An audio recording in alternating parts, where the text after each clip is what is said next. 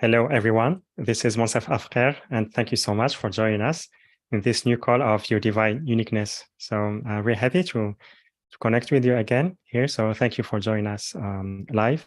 And also thank you for those of you who will be either listening or watching the replay.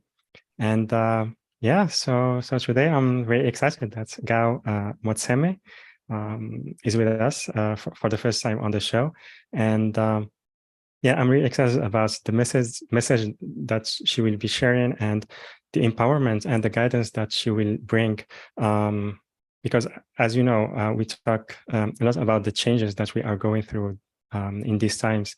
And these changes are happening on a personal level and also collective level and on so many areas. And we feel that, we see that, and how to say, learning how to navigate those changes while at the same time embodying our own power, being grounded, and bringing our lights through this process can be very helpful for us personally, and also to hold the space for others and guide others. And yeah, I'm very excited that Gao will be talking about that today, about how we can navigate the change with grace, and how also we can really bring our desires, our soul desires, and live in a state of being of flow, where we are more connected to our soul, how to say, soul essence, soul desires, and bring it that's into the physical world. And yeah, so after that, as always, we will have a Q&A where you can ask Gao your questions. And for that, if you are on Zoom, you can raise your hand by clicking first on reactions and then raise hand. And also you can write your questions on the chat boxes on Zoom and also YouTube. And if you are calling from your phone, you can raise your hand by pressing *9. And before we start, I would love to share with you a little bit about Gao.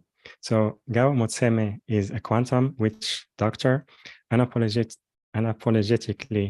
Soul Liberator, and change management certified expert, devoted to helping people navigate major life shifts and transitions without abandoning themselves.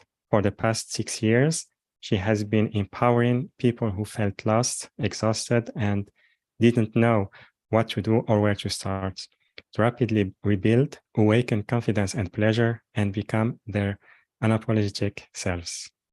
And yeah, so with that, Gao, welcome to the show. Very happy to have you with us. Thank you, Monsef. I'm really grateful to be here. And with that said, I just want to start with greeting you in my native language, saying Dumela, Dumela, Lokai. And with that said, when it's translated to English, it's just agree. Lokai is where are you? And I feel like even if we don't get to say much, just being in your divine uniqueness says it all. So when I say agree, the question that I'm basically asking, do you agree that you are divine and you are unique? And where are you in this now moment? Are you here physically with us? Because we are connected, right? Or you are here, your body's here, but part of you is still connected to what you didn't know, what is not complete, and all that. Are you willing to call all of yourself, to locate yourself and come back and be with us? Are you here in this now time, in this planet Earth, fully incarnate to have all the experience of this lifetime, or part of you is still holding into other galaxies, other planets, and all that? Are you willing to call yourself to come here and embrace your divine uniqueness as you are walking this earth? So that's what Dumelang and Lokai is in my native language. And Gao Motsemme is my name. I come from Botswana in Africa, but I've been residing in Germany now for 9 years. And yes, navigating change, right? That's why I'm here. It's just change that is knocking and saying, I'm here to stay. Because if there is anything that is constant and permanent, I would say it's change, you know. And I don't know. What I want to start with is just that I don't know, right? Because when you're going through Right. something, what do we say? Like, I don't know. And change, it just brings us to that. I don't know anything. What we navigate life from that, like even being here together, you know, because there's a lot of speakers, healers, amazing people that are coming through. And at times we know too much, but yet our life is not transforming, right? At times we refuse to embrace what is happening because we know how things has to be. We are attached to what we know. But when you clean everything and say, I don't know, but I'm gonna be present and see what life is asking of me in this now moment. So I'm just asking and inviting you, if you are comfortable with that, because we're gonna be interacting, to say, are you willing to not know? Are you willing to not know? And this is when we can drop into our heart and say, okay, I don't know. I don't know if Motsemme always knows, but I don't know. So yeah. Yeah.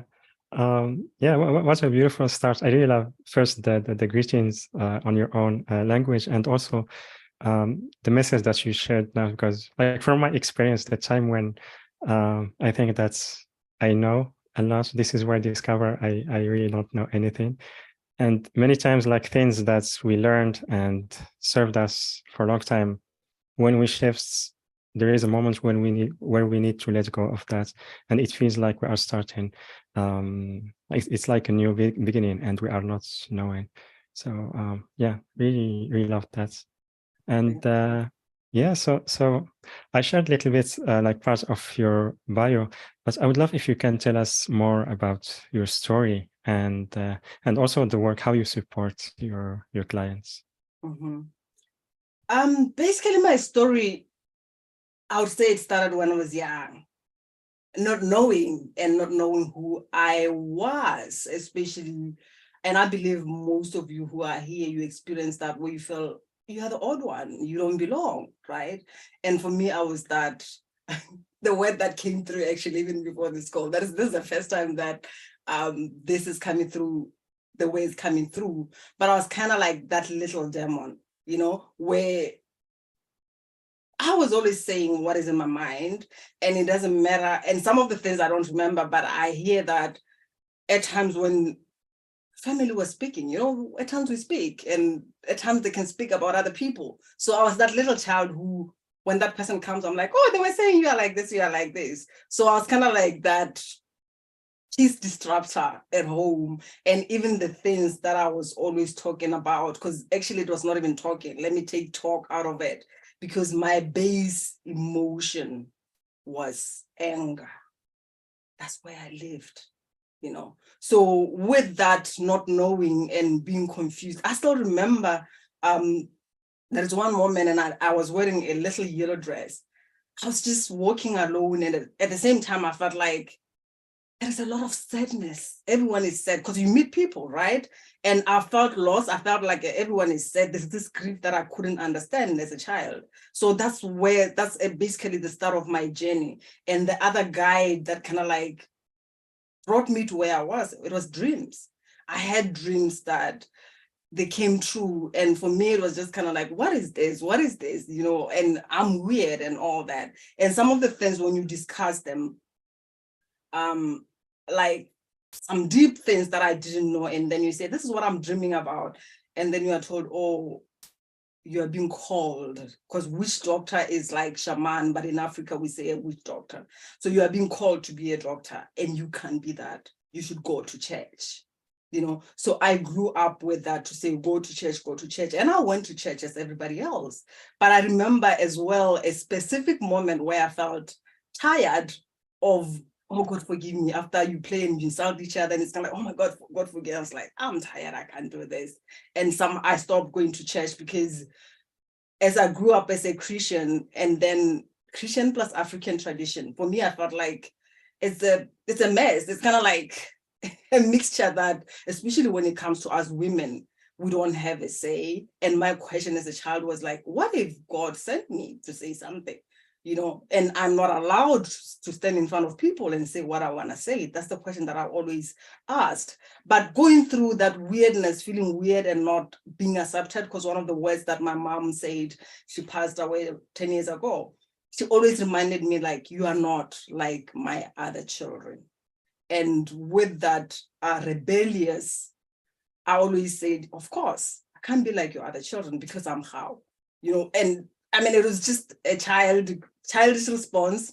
But now, 40 plus years later, I'm like, that was wisdom right there.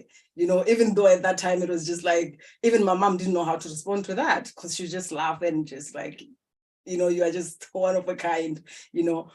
So I grew up the way I was, and I still remember more than 10 years ago, like sort of like a defining moment when my job was ending, like the company was downsizing. And somehow I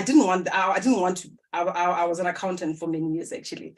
So I didn't want to be in this company anymore. When that company was downsizing, for me, it was like, there's an opportunity. I don't know where I'm gonna go, but I'm excited. My soul was excited for this opportunity. And as if that was not enough, during that downsizing, a lot of fear and all that, then I found out there was fraud in my department. So it made things even, I think that was just like to say, you should never come here, no matter how things get bad when you get out of here.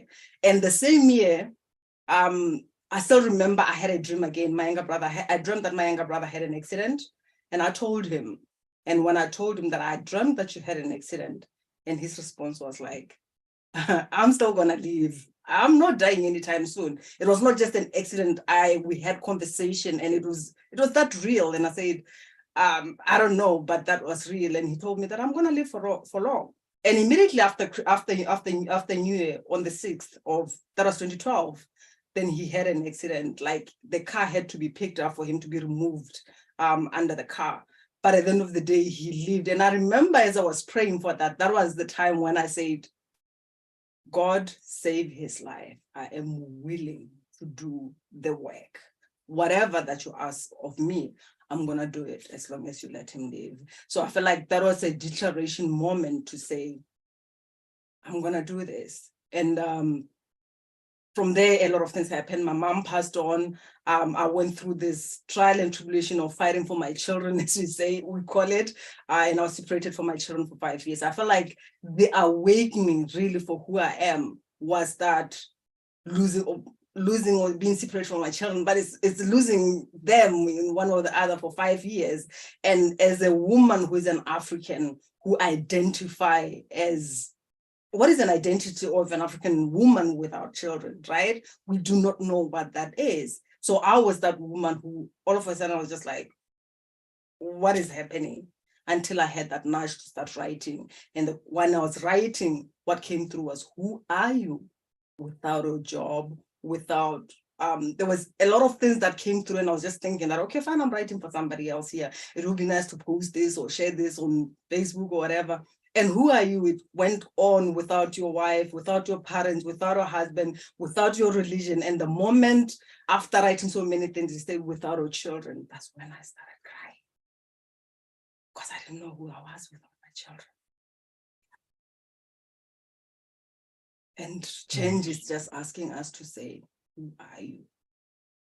Who are you? Like totally being naked to say, am I willing to find who I am outside all these things that I've attached myself to, all these identities, all these attachments? Even in the spiritual community, one of the things that I asked myself a few years ago, it was like, what if I just let go of I am spiritual and choose to be me? Because at times identifying as something, no matter how good it is or bad it is, as we live with this good and bad, at times we get lost in that. But when you let go of not being anything, you're gonna be yourself. So that's, in a nutshell, that has been my journey, which led me to along this the separation of with my children, and going through the phase of around eight lawyers that I went through. And at the end, I was just told, you're not gonna win. And that voice that came through, and like, what am I supposed to do? Forgive. And that was not only after separation with my children for 5 years, that was after separation with my children. At that moment, my daughter was bitten by 2 Rottweilers while he was there. And I felt like, now I have proof, right? We work with that. I've got proof. I can go back to the court. And it was like, the odds are against you. You're not going to win this one. And when I was told forgive, like what? Forgive. It didn't make sense. As we always say, it doesn't make sense. Yeah. So I was at that point, and the question was, do you want your children? How? And I said, yeah, I do. Forgive. And I said, I don't know how. Are you willing? Yes. And I was just told to guide you, because I said, I don't know how. And I asked, how would I know that I have forgiven? And the response was, everyone who is involved, the heart will change and you'll have your children. And that's what happened. And that's when I would say I was born into this work that I'm doing, which was at the same time, I wouldn't say as much as that was revealing, and a lot of things were just happening with that, but I was more attached into, I want to connect with my guides. I want to, but more my guides, for me, it was like, I want the angels. I wanted something that I can say, even if I tell my family that, oh, I'm connecting with these angels and all that. I felt like that would be more, it would be something nice because they're into churches and all that. But as I was going through that, wanting to connect with angels, and the question is always, but why? Why do you want that? At the end, I was just led to say, go back to your roots, right? Because even with my gifts, I was like, I'm not sure. It's not clear with my gifts. I know that I'm a healer, but it was not clear. Go back to your roots. That is going back to my ancestral lineage.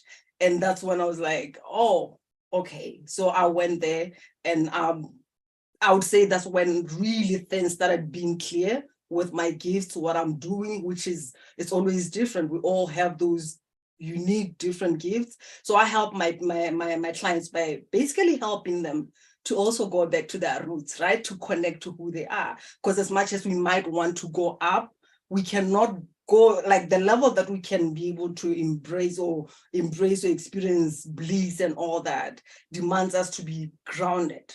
How much capacity, because even when you talk about grounded, it's like, how much capacity do I really have to receive this bliss that I desire? You understand? Even when we're going through something, the question is, I realize that what we resist is not about this is happening. At times we don't even have the capacity. That's why people check out. You kind of like, I don't have the capacity to deal with this. So you check out. And interesting enough, as we say, change is happening and it's not gonna stop anytime soon. It's just that our soul desires to express more of itself. And as much as we might deal with something and like, I'm done with that, the soul is like, okay, fine. How can I deal with that? Something else comes up, and with that, our capacity keeps on increasing. As much as I feel like, even when we talk about not belonging, not knowing who we are, going through a lot of things, one of the basic emotions that I've identified, which is I would say one of my genius, is just knowing the emotions, or even like I said, I basically embody people and know what is happening, like whether it's mental, physical, emotional. I get to know what is happening in the body, and that's how I get to work on it. So one of the basic emotion, it doesn't matter. At times we dismiss something like, oh, it's nothing, I'm just changing jobs, or it's at times, even if it's an expansive change, but there is a part of you that is grieving that which it knew, right? Which is something that we don't embrace a lot. At times we can be grateful and your heart is expansive, but there is a little bit of grief. It's kind of like that soul, that spice that is just there, and you're like, oh, I'm excited about this, and then you start crying. But it's like, okay, it's not like I'm hurt, it's just the tears of gratitude, because there is something that is being integrated even at that moment. So like I said, one of embodied leadership is like, am I present to receive and to respond to what is here, and one of the, even if I go to the change management thing, it's, are you even aware things are changing? Start with that. Am I even aware? Or you're just too blind to realize that there is change that is happening and it requires something of me. Yeah, so I help people with that because I realize this is one of the things that is that resistance, it disconnects people with themselves, especially grief. Shame is one of the big ones, especially if you go back to the religious things and all that. It's one of the big ones that disconnects us from ourselves. So when we don't get to be present, we check out of the body. This is why at times we can go through different healers, which is what I did. And it felt like there's nothing that is changing because I'm in my head and I want something. I'm not present to process, to receive. So it's kind of like you open a house, paid someone, you know what? I want my house to be cleaned, right? And okay, I'll go clean it. But then you are not there. So somebody comes clean, then something else passes by, it goes, takes place there, because you are not present. You are in your head, because most of the time we're here. Even the mindset, this is what I'm saying, mindset is one of the, it's kind of like a trap. It's something that's supposed to help us, even the being positive thing. But at the same time, it's a trap if you are holding into it like false positivity, where it's kind of like, actually, it's the real thing where it's kind of like, I'm afraid to feel my emotions because I'm going to be perceived as not positive. So we abandon ourselves to fit into the self-development movement or spirituality movement. I remember even when I was going through divorce, one of the things that I did was, oh, he's hurting. I'm just going to hold space for him. He's hurting. That's where I operated. Like, he's hurting. And at the end, I was in a meditation one of the days as I was sitting. I came out and I literally, yeah, I said some words. I was swearing, you know, like he's an as what. And as soon as I was just coming out of this trance, I felt a lot of energy just wash over me. And I was like, what the hell is that? You know, that's when I learned that, like, this knowing came through, just that you were suppressing what is happening. You know, that's why it's important that no matter what you're going through, as much as we can say that I hate in the head, how am I feeling? We come back to ourselves. How do I feel? Because at times we distract ourselves by focusing on other people and diagnosing, naming them and all that. What part of you has a problem with that? Even the bad, the wrong, the right. I still remember, because I feel like some things I was coming through from my way is the right way, because the spiritual is talking about God, is being the morals and all of that. What part of you has a problem with that? So when we can ask ourselves these questions, we come back to center. Am I willing to hold space for this part of me that wants to be loved, that wants to be appreciated, that is angry with them, him, her, because they cannot give me what I want? Because that's what it's all about. Wow. Yeah, I mean, it's so inspiring, like from your story and your message and the work you do. It's you brought like so many messages, like, for example, like how it can be challenging to let go of our identity, and sometimes it can be really tough, like very challenging. Like for yourself, you were away from your children, and sometimes we feel like maybe people or the things that we really love so much, they are taken from us. And so here my question is, because this happens maybe sometimes on maybe lower scale, maybe some small experiences, but each time when we shift, there is let go of the old and then stepping into the new. And like you said, it's an unknown process because you are asking how, you don't know how. So what is your advice to go through that shift if we feel that's something that we are used to, we are letting go of it? Acknowledgement. You cannot change what you do not acknowledge. That has been said so many times, and at times because we know, but the question is always like, do I know? But has my life changed? Has anything shifted? That's when you're like, okay, I don't know, you know, and you come back to say, what am I not acknowledging? You know, we come back to the center, that is, I am here, which is basically the state. You know, as much as we might want to go somewhere, what is my state? in this now moment, right? Is the state that I'm in, because it's not even about the state that you are in, because people are afraid at times to embrace where they're at, because it's like, it's kind of like it attaches, and it's kind of like, now this is my identity, but it's not. Because even when it comes to emotions, like I said, grief is one of those, but at times it's shock. Shock, I feel, comes in when you don't have the capacity at all. It's kind of like, I can't process that, you know, especially when it comes to betrayal, right? When it's family or whatever, it's kind of like, I can't believe it, you know, I don't have space for that. And you just push it away immediately. You know, that's when, like, you are shocked. You don't want to accept that it's happening, whether it's the death of someone or betrayals or whatever. Like, we're shocked, and it's an okay state.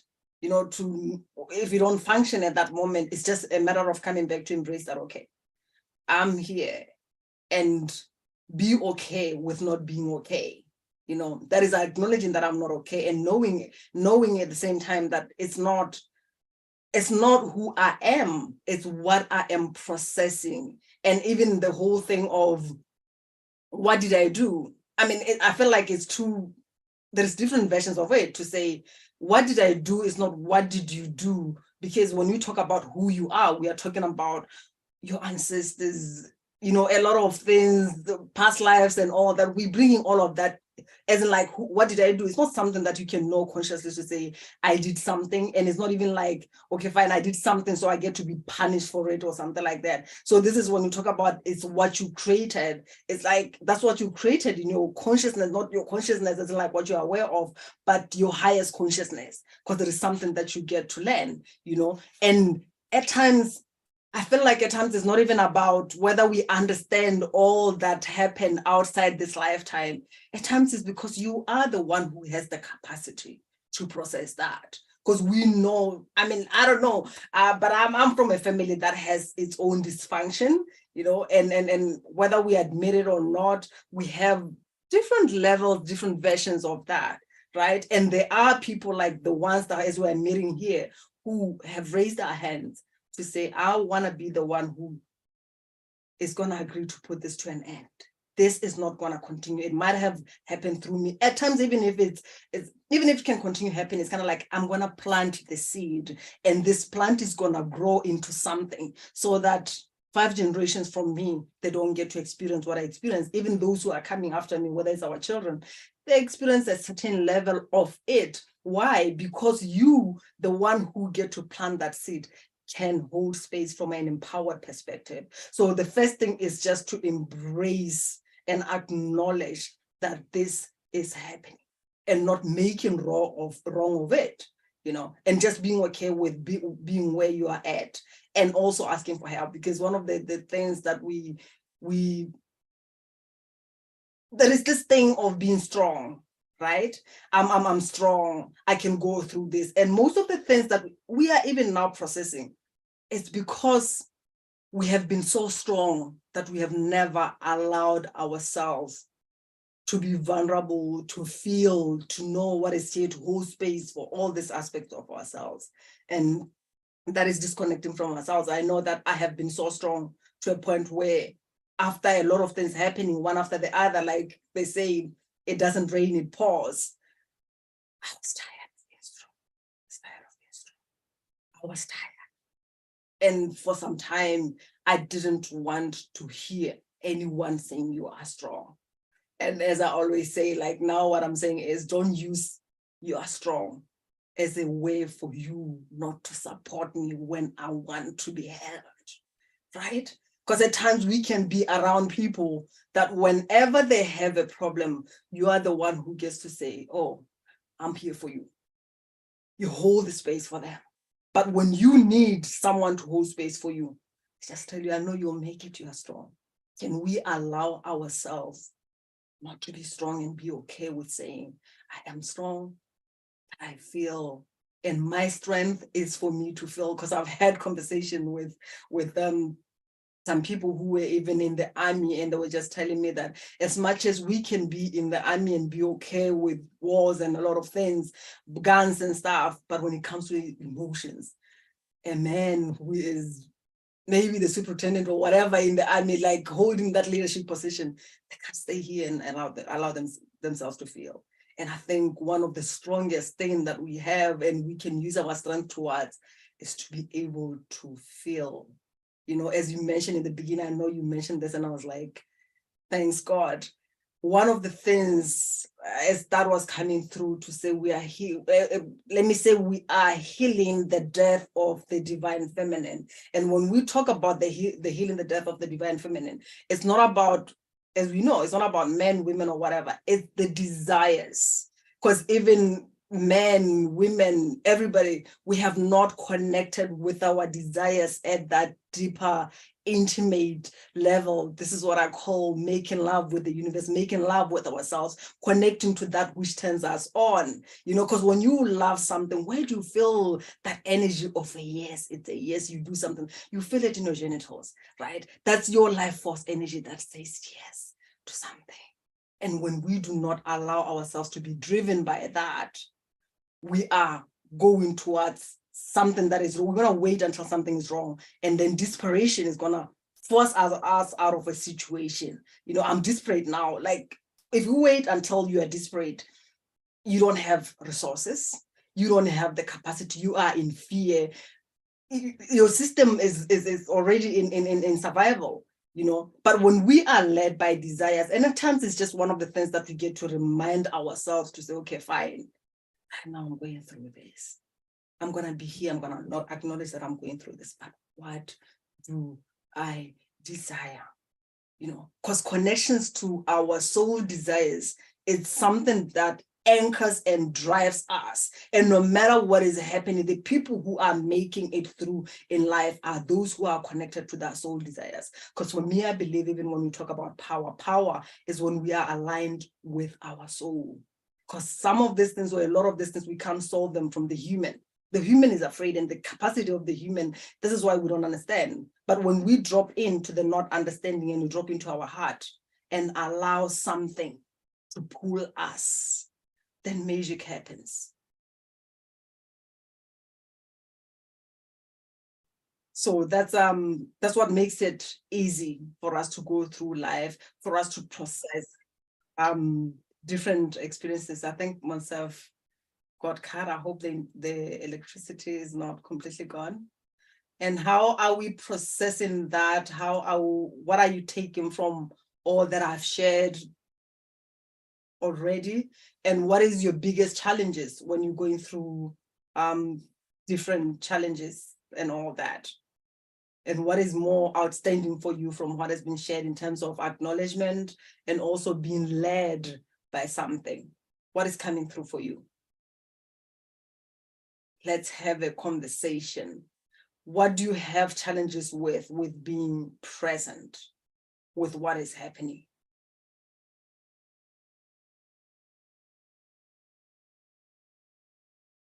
I'd like to hear from you while we're still waiting for myself. I hope he'll jump in anytime soon. Hi, this is Jennifer. Hi, Jennifer. It's really timely that I'm listening to you because about an hour and a half ago, I realized that the drive that everyone compliments me on, it saddens me and disappoints me a little bit about this, but I realize I'm coming from such a masculine side that it's all based on protection.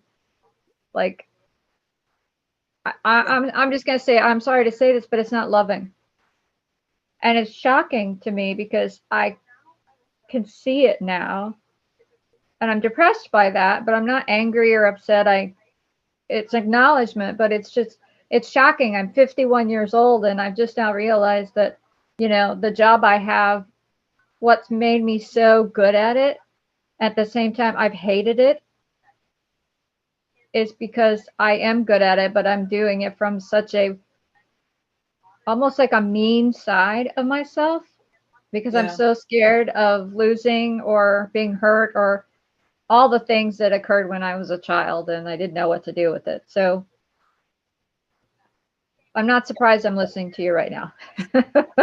all in divine timing, right? Because as you're speaking, actually, one of the things that I didn't like as we just started, just the spine just going down. That's where I felt a lot of energy in this group, which is that insecurity, not fully grounded, lack, scarcity, a lot of things, like from the spine, not directly the tailbone, but it's starting from somewhere, like I would say the back of the chakra, the sacral going down. That's what I'm feeling. And then the other one, as you're speaking, what I'm feeling, I always say with the masculine and feminine energy, this is what it's kind of like there is this limping, you know, when the other foot cannot hold the, it's like man cannot hold the weight, right? So you get to limp.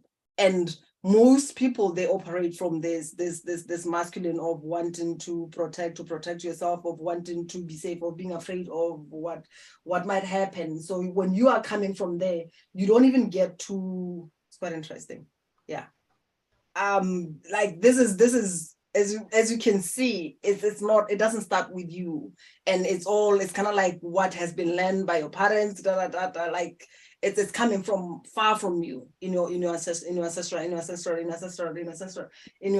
lineages. Yeah, so it's coming from there, and all this, it's protection, it's fear. So you cannot experience love if you are coming from this protection, not fully balanced. Because even when it comes to what you get to channel, whether it's your creation, whether it's your gifts and all that you are here to give birth to, you can't give birth to that if you do not even have that masculine who can hold the structure, the container for that which you are bringing through to be held. You understand? So you can make, there can be a lot of things that are coming through, but you're not going to do anything about it, because even when it comes to taking action, it's also action which is busyness. It's not from that inspired action that is fully aligned with your soul desires. Because even when you talk about the masculine not feeling safe, it's still that disconnection where it does not get to connect with the vision, where when ideas and inspiration is coming through, you are acting, like it comes through and then you take action from that, but you are in survival, not feeling safe. You understand?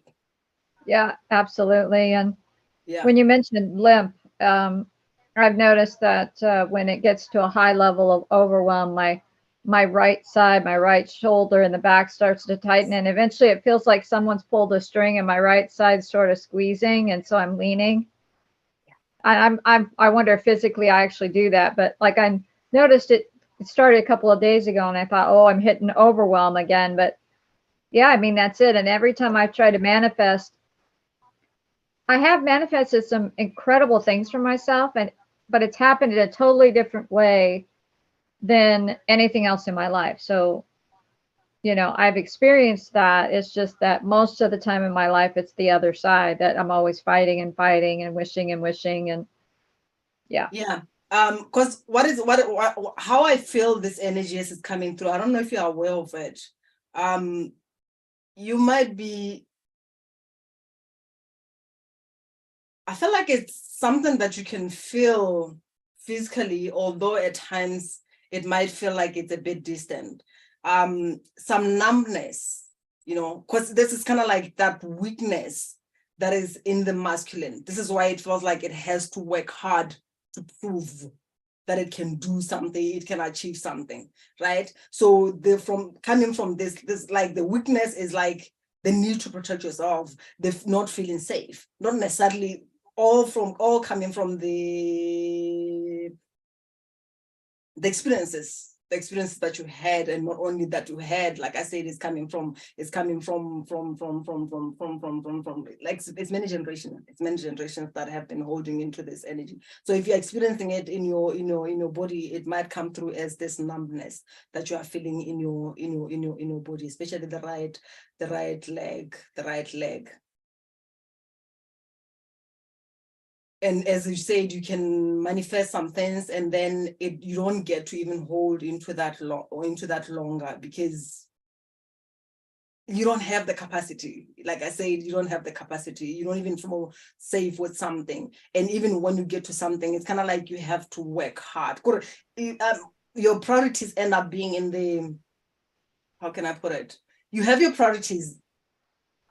I don't want to say the wrong things, but in not in the things that serves your highest good. You understand? Like, though you prioritize things that are not for your highest good. So those are the things that you are working towards, which is because of that fear. Yeah, it's interesting. You said capacity twice, and I've never really considered that I can't do what I'm wanting to do because I just can't. I kept thinking I have to fix something or make something better or do something different. But if I physically, mentally, or spiritually just don't have the capacity yet to do it, then I'm pushing myself to do something that it's just not going to happen until, you know, like you said, I reconnect to more of myself and my divine, and then it'll just open up naturally. Yeah, but I just keep pushing and pushing, trying to find it. And maybe I'm looking for something I just can't do yet. You can, but the thing is, let's just talk about money, for instance, because this is one of the things that is a trigger and also something that we want. There is love and hate between money. And we can put money there and say, how much do you want? And you put a price on it. But when you connect to your body, it's like, hell no. It doesn't have the capacity to receive that.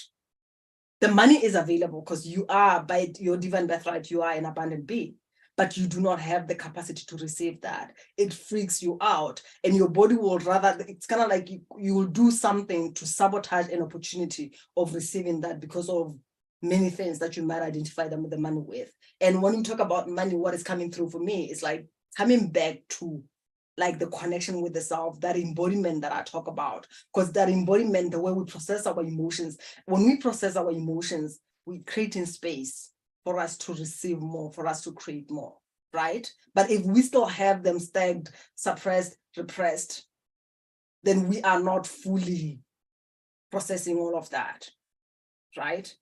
And right. If there is all that is not gone, it's not transmuted, then we don't have space to receive more. And it's quite interesting because as I'm speaking, I'm still coming back. Like when I'm still coming back, there is still like when it comes to your emotions, I'm feeling your solar plexus, but it's not. I can't get really to you. I can't, like, we're still stuck at that security thing where I'm saying a lot of energy that I'm feeling in this group is that security, like around the tailbone, around the waist and all that. And I believe most of you might have this pain of the waist at the back, or even the numbness and all that. That's what I'm stuck at right now. And there's a little bit that is just kind of like showing up by the solar plexus, but it's not.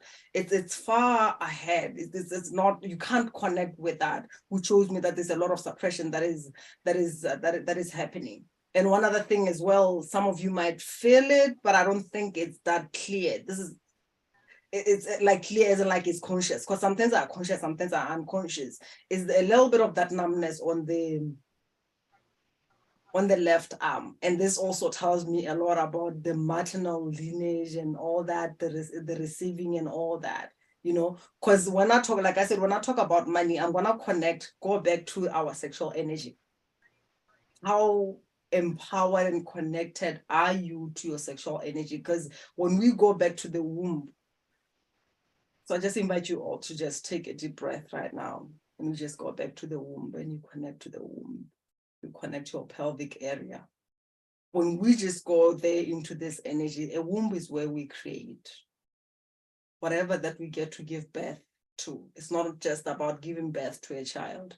We give birth from the womb, and we get to conceive from the womb for us to give birth to something. And when you are not in your body, at times the heart is open. We work in the heart, we feel this love, we give. But this giving is coming from, it's kind of like just being open. We're not able to ground it because the sacral and the heart is not connected. So you are not able to create. You are disconnected from your sexual energy. You are disconnected from the life force energy. You are disconnected from your creations, even money, pleasure. How much pleasure are you able to feel? You know, it calls us to go back to the womb. It calls us to go back to that sexual energy. And when we can go there and connect with that and be okay with our life force energy, which is basically that which centers us, and we can walk knowing our value, knowing our worth. Because even when you talk about going to the sacral energy, sacral center, just as I said, breathe in, whether you have a womb or not, this is our creation space. And we are afraid at times to go here because it is dark. But when we were children and we were in the womb, we enjoyed being in that darkness, because everything that gets to be created, even when you talk about planting a seed, right? We plant it in the soil, it's dark in there, and then it grows going towards that light. So we get to go there as well to feel and process a lot of things, which is one of the common things that disconnect us from ourselves, is the sexual energy, which most of us, we love it from the head, like, oh, sex, you know, but it's kind of like sex, which is kind of like an activity.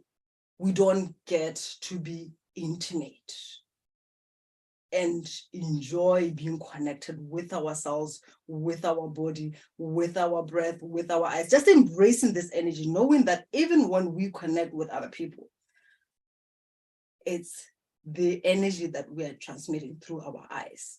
Because as much as we know that our eyes are our way to the souls, how often do you just connect, meet someone and just say hi, look into their eyes and just be okay with that? Because this is like, there's something that just happens at that moment. And when we are not empowered and have not fully grounded our sexual energy, the first thing that comes through is like, oh my God, like we think in sexual attraction, you know, but yet it's just this energy. But when we connect more with it, because I'm as I took you back to the womb, right now I'm feeling a lot that is just happening there. So you get to connect with this life force energy, that creation, that vision, because it brings us again to the inner child, right? So it's kind of like a dance between you embracing and having fun and enjoying being in your body and all that, that is walking and knowing that you deserve to be here, and also giving your inner child permission to be what he or she is here to be, right? Embracing the breath. And as I said, I went a bit to our ancestors to know that even through this frequency that we transmit, through this voice that we speak through, it has the frequency of our ancestors. So how can we not connect to our roots and feel safe being who we are? Because even when you talk about communication, just 7% of the words that we speak, it's what is being received, is what makes that impact. And 38% of it is the tonality, and 55% is nonverbal. You know, so how do you feel in your body? What are you communicating in every moment? This is why I talk about being in the body, creating, being open, not just I want money, I want 50,000. How does 50,000 feel like in your body? It's not like whether you had it or not. How does it feel like? Do you get turned on when you think of that 50,000, making 50,000 a day, right? Which is also, even when you talk about the spiritual communities, when it comes to money, yeah, I just get to say that. Hi, Motsemme. Hi. Yeah, I'm back.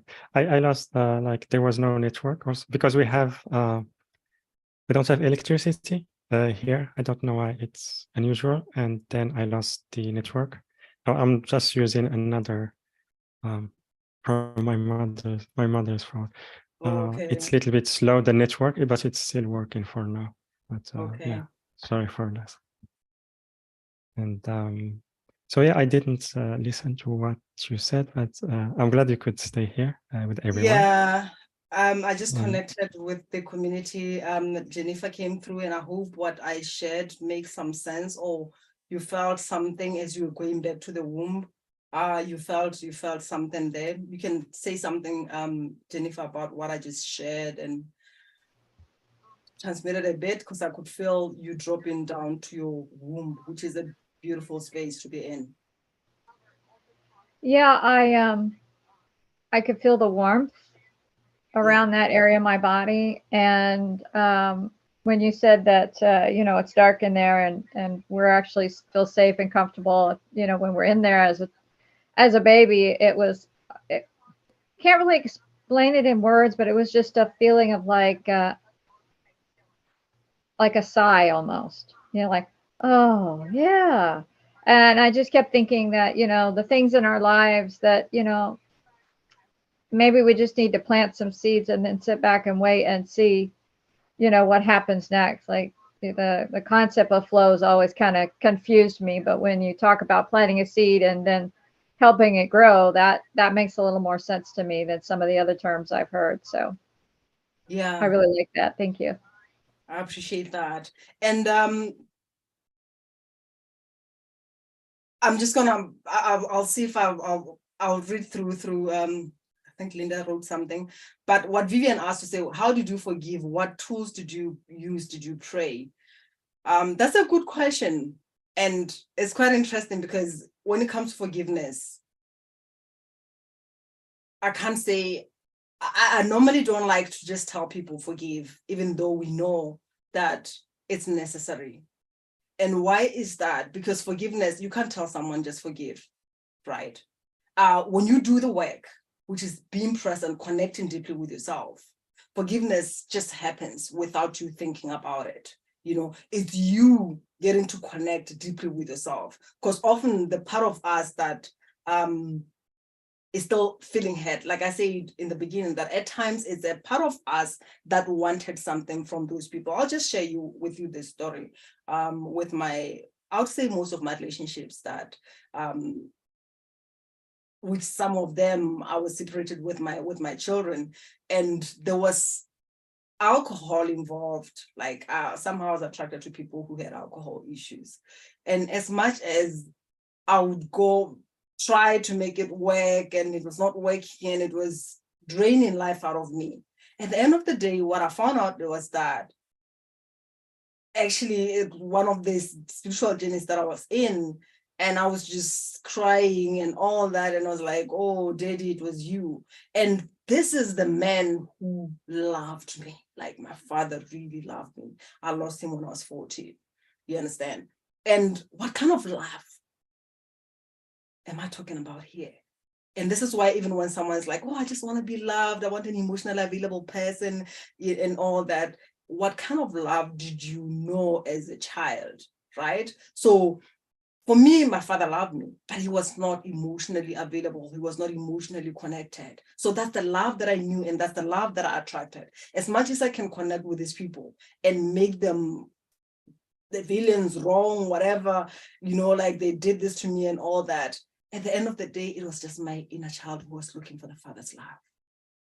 And I attracted these people who were also exactly who my father was. They didn't know how to love. And for me, that's the love that that's the love that turned me on. Even if somebody, I bet if I met someone who was fully balanced, emotionally available, for me, it was going to be like, this person is boring. My nervous system wouldn't find anything interesting about that because it was craving the absence of love, the absence of emotion, but the presence, which could be finances.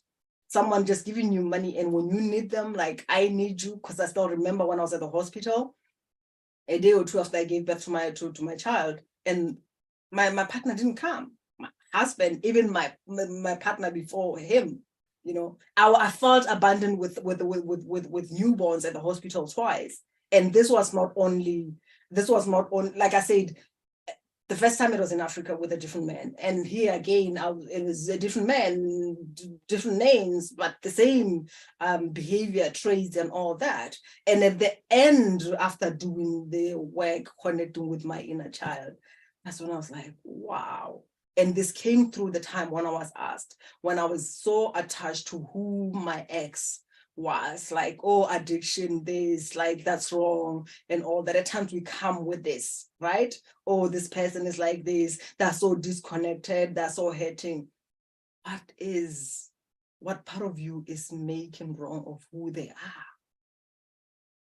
So when we go there, that one for me, I was like, whoa. Like that question came through and I had this download and I just knew that the part of me that has a problem with this man that I felt they were disrespecting me, they were treating me like crap, is because I want them to change so badly. Maybe they will have some space to love the inner child in me who was still looking for her father in them. So when you get to the core of that, it's got nothing to do with other people. But we get to heal and love the part of us that is still looking for love outside of us. And at times we do that to say, if I can't get love, at least I'll find a way to get that attention, you know. And we can be drama queens and drama kings and whatnot, to say, if you can't give me love, at least I gotta have your attention. So it's a process. It's a process. Forgiveness does not happen from the mind, because if you're trying to do it from the mind, it's us, a part of us who does not want to deal with what is here. You know, I can't deal with what is here. So the best way to do that is like, I want to forgive. But if you love that which is here, forgiveness just happens, where everything kind of like dissolves, because the part of you that goes outside of you does not need that anymore. Your nervous system does not create that pain. Otherwise, if you don't do the job, we're going to go ahead and look outside of us for this thing. I don't know, does that make sense, Vivian?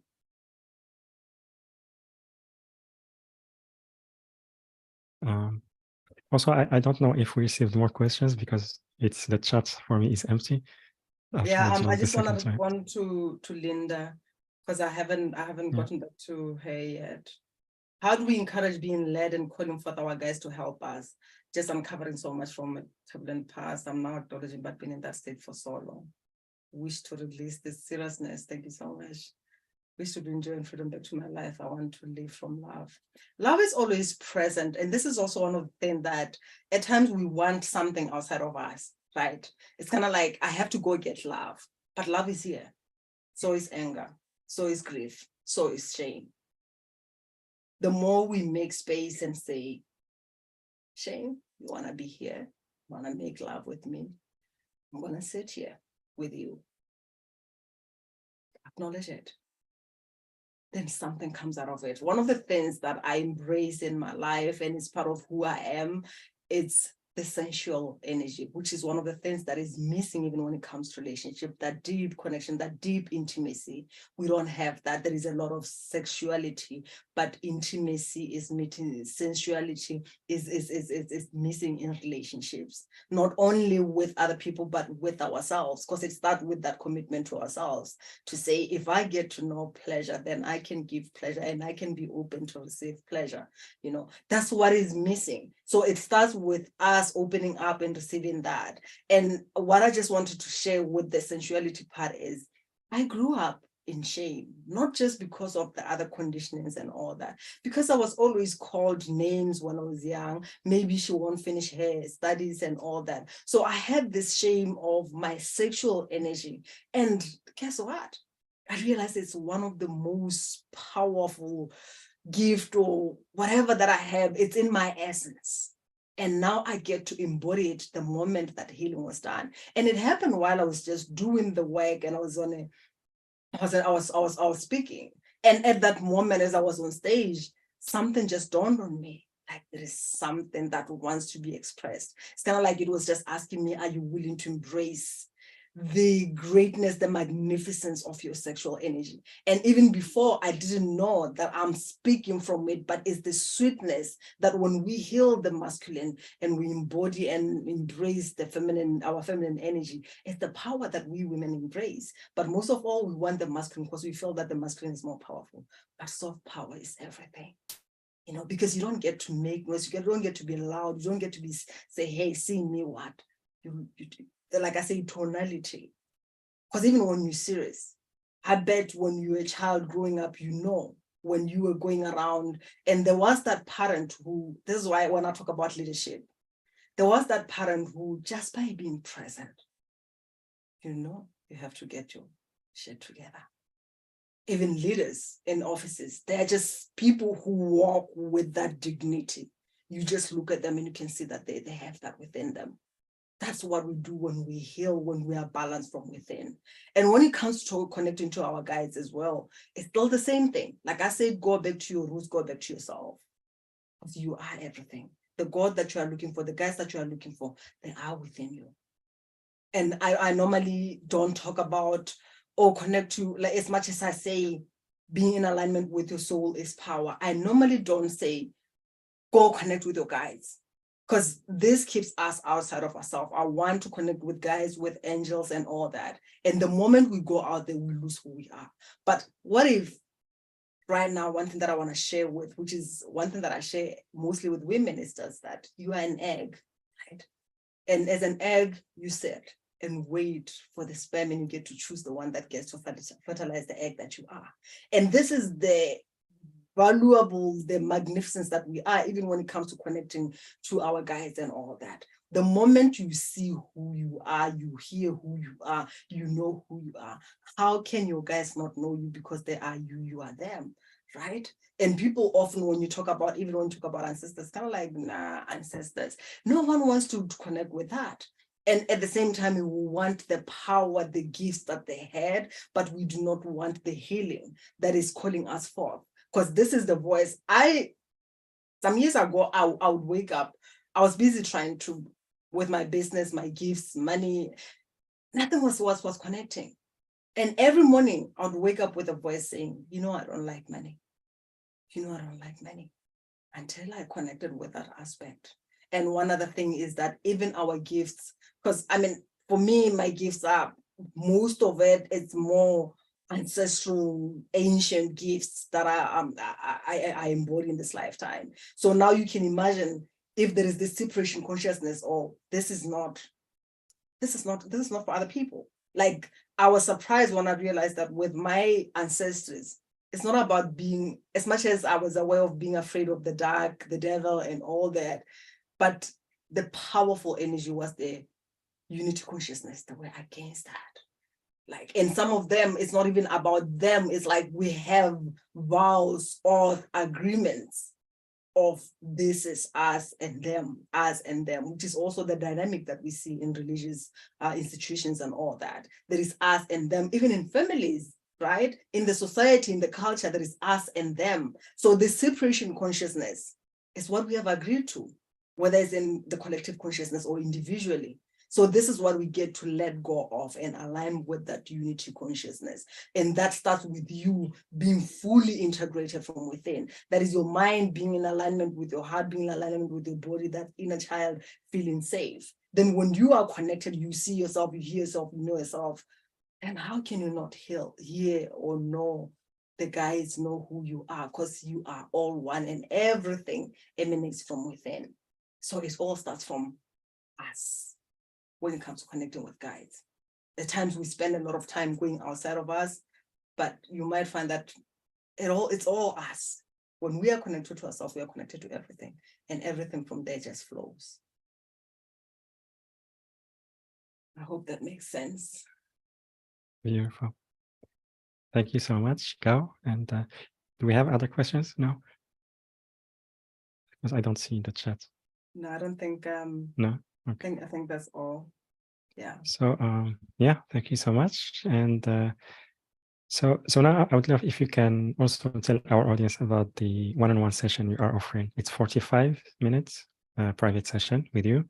Yeah. And I invite everyone to go to the page yourdivineuniqueness.com/Gao, yourdivineuniqueness.com/Gao, G-A-O. Or you can click on the special offer button, which is on the live event page, or later on the replay page. And also the link will be on the chat box and on YouTube video description. So Gao, I would love if you can tell us more about the session. Yeah. Basically what I've spoken about is in like connecting with basically coming back to the body. Because what happens when we are having this one-on-one session, because I've just spoken a bit about the generalization of the energy that I'm feeling, that not feeling safe, and the sacral energy, the sexual energy, and a bit of, there's some emotions that actually, let me just say, when it comes to emotions, I feel like there's a lot that is suppressed there. So in these sessions, it's one-on-one, 45 minutes, and we get to connect with the body, emotional, mental, physical, kind of like, hey, we're here. Because I communicate as much as we can talk. Even in this session, if you are connected to your heart, you realize that as much as there is words that we're speaking, what is happening, there is a frequency that is being transmitted. And even when I'm speaking and saying, this is what I'm feeling, like I started, when I started, there was just a lot of, I want to say pain, but the thing is at times when you talk about pain, naming even emotions, our mind says something else. But there was just that discomfort from the tailbone, at the back of the sacral and all that, which is now better, it has lifted. So as much as I'm talking about distance, there is something that is shifting. Right now, as I'm speaking, we are sitting in that womb space, which shows me that there's a lot that needs to be done here so that you can connect to that. Because even when you talk about the womb space, your soul message, that's where everything is, you know. For your child to feel safe, you get to connect with that child from that womb space. For you to get to conceive and give birth to that which you are here to give birth to. This is where we get to. This is our sweet spot. This is our, when we speak and we are balanced and empowered from this energy, we can create a lot of impact. And one thing that I want to share with you, I have a client who came to me. She was, as much as she thought, you know, what she thought, but she was stuck in the head. And we worked together. And as I'm speaking, she is coaching emotional mastery. And I am proud of her. And she's doing that because she learned how it is to be connected to her body. And not so long ago, some months ago, she just said to me how, you know, I came to you while I was going through divorce. And I think this one is one of the testimonials. And what is not included is now when she says, I'm in a new relationship, and it's quite interesting because we communicate without saying any words. And how would that do for you if you show up from being able to be present because you are not running away from you and you get to know what is happening? And this is the thing with information. With information, you can go around, read about red flags, read about what, or identify who that person is. What if you are coming from the knowing of who I am? Knowing that you can get informed by your system, your mind, your body, and know that I don't go there. What if you can come from a position where you can create boundaries from love? Because as much as we love to make boundaries, create boundaries and all that, we can't create boundaries from fear. Let's just be clear with that one. We cannot. Because when you are coming from fear, the thing is, if they don't approve of me, you know, you are afraid of being abandoned, being rejected, not being loved. But when you are coming from love, you're coming from service. Because one of the things that was shared with me is being of service is being present. Someone can come and all you get to do is hug them. That's the service that you get to provide. To say you are loved and you are lovable. And for some, they need a bit of a kick to say, come on, take action. Because healing and praying without action, unfortunately, I would say it's useless, right? Because even when you talk about taking action, it's inspired action that counts. And even when you talk about the emotions that are suppressed and all that, until you deal with that, you cannot connect to your inner knowing. Because every time it's like, oh, fear, something is coming through fear. And I'm telling you, I went through that. Where at times, even when I'm in a meditation and I hear a voice, I jump out like, oh my God, you know, until I process that, those that I feared. So in this session, basically, we're just going deep, working with your higher self, with your body. I jump in your body and we see what is going forth. It doesn't matter whether it's physical pain, emotional pain, mental pain.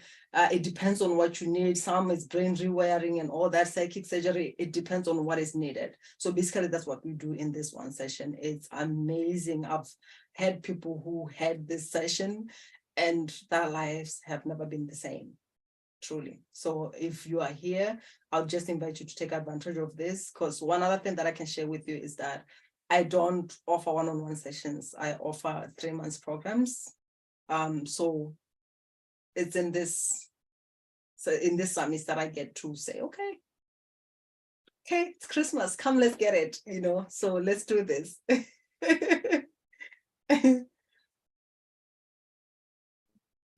Wonderful. Thank you. Thank you so much, Gao. First, thank you for offering the sessions to our audience, because you mentioned that to me earlier, that's you don't do that much like before. And also thank you so much for bringing your support to our audience, for those who will sign up for the session. So really, really grateful to you. So thank you. Thank you so much. And yeah. Thank you. And also everyone, I invite you to sign up for the session to work with Gao. And again, the link is on the chat box. And there is the special offer button on the live event page and later on the replay page. And also the link is right now and also later will be on YouTube video description. Yeah, so Gao, yeah, do you have maybe any last message before we end the call? Actually, I'm just grateful for being here, and I'm just grateful for all of your presence, for creating this, because we created this together, and for being open and grounded with what you shared a bit in the chat. As you're saying, you feel like a weight has been lifted. It's just you choosing to be present and being in that clean space of not knowing. And I believe this is why we're able to create this. So I'm really grateful, and thank you so much, even through the internet and the electricity story, but still we made it. So I'm just grateful for that. Thank you for having me. Yeah, and let's unlearn for us to learn. Every time when you come on a show, wherever you go, choose to unlearn and be in the not knowing, because I can't emphasize enough how much I was surprised as well at times where it's kind of like, oh, I know. And then the moment I get out, I'm like, wait a minute, what do you know? And then I go back, and some of the people I ended up even working with after I said I know better, because we are unique. There's always something to learn. And also one other thing that I can just sum up or close with is always lean on the discomfort. The moment you say you don't need something, that's when you know you need it. So don't be afraid of something being uncomfortable. Trust it and go with it. And I appreciate. Yeah, I love this. Yeah, thank you. Thank you so much, Gao. And also thank you for continuing the call without me. So I'm grateful for that. And yeah, for everything you shared, for the support you brought to our audience. So thank you so much. Very grateful to you. My pleasure. And also everyone, thank you so much for joining us today, whether live or if you will be watching to the replay. Yeah, thank you so much for sharing with us this space and your beautiful energies. And yeah, so with that, I'm sending you so much love, and I will see you on the next call. Bye-bye, everyone. Bye. Thank you, Beth. Bye-bye.